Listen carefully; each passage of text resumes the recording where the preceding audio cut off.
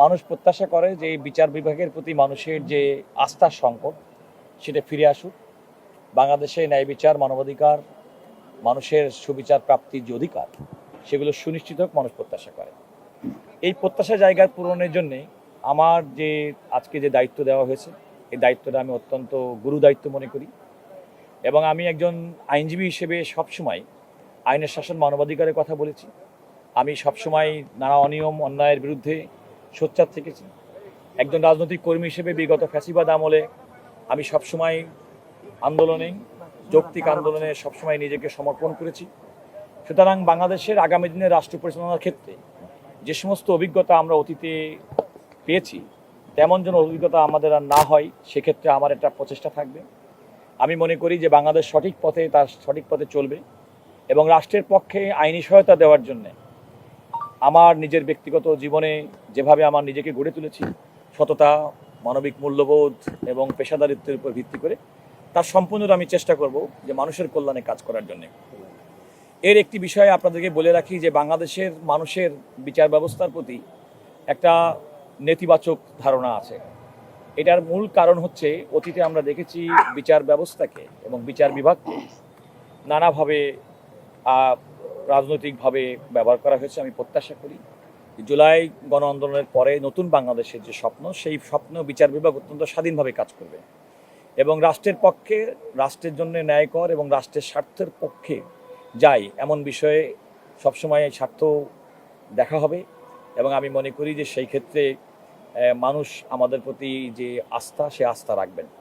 বাংলাদেশের বিচারাঙ্গনের অনেকগুলো সমস্যা এবং সেগুলো সবগুলো হয়তো আমাদের ক্ষমতার মধ্যে নেই, তবে রাষ্ট্র, আমাদের বিচারাঙ্গনের অভিভাবক মাননীয় প্রধান বিচারপতি সহ বিচারপতিগণ, আইনজীবী, রাষ্ট্রের পক্ষে অ্যাটর্নি জেনারেল অফিস কিংবা সরকারি আইন কর্মকর্তা এবং প্রাইভেট যে সমস্ত লয়ার আছে, পাশাপাশি বিচারপ্রার্থী মানুষ, তাদের সবার সম্মিলিত প্রচেষ্টার মাধ্যমে আগামীর স্বপ্নের যে বাংলাদেশ আমরা দেখি সেটা বিনির্মাণে আমরা সবাই ঐক্যবদ্ধভাবে কাজ করতে পারবো বলে মনে করি। আমি সাংবাদিক বন্ধুদের কাছে বিশেষভাবে সহযোগিতা চাই, কারণ আমার পেশাগত জীবন শুরু হয়েছিল সাংবাদিকতা দিয়ে। আমি ল পড়ার পাশাপাশি আমি সাংবাদিকতা করেছি।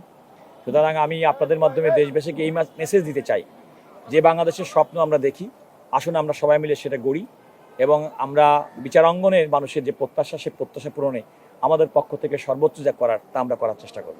অ্যাটর্নি জেনারেল কিন্তু রাষ্ট্রের পক্ষের অ্যাটর্নি জেনারেল এবং রাষ্ট্রের পক্ষে, রাষ্ট্রের স্বার্থের পক্ষে কাজ করাটাই হচ্ছে অন্যতম প্রধান কাজ।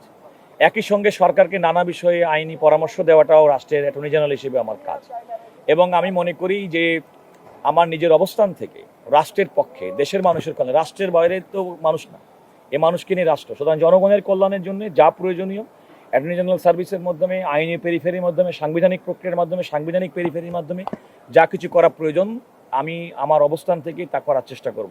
দীর্ঘদিন ফ্যাসিবাদ বিরোধী আন্দোলন এবং ফ্যাসিবাদ যে কায়েম হয়েছে, সেক্ষেত্রে তো আমাদের বিচারাঙ্গনের ভূমিকা যে ছিল না, এই কথা বলার তো কোনো সুযোগ নেই। তো সুতরাং আমাদের এমন একটা বন্দোবস্ত তৈরি করতে হবে যে বন্দোবস্তের মাধ্যমে আমরা বাংলাদেশকে এগিয়ে নিয়ে যাব।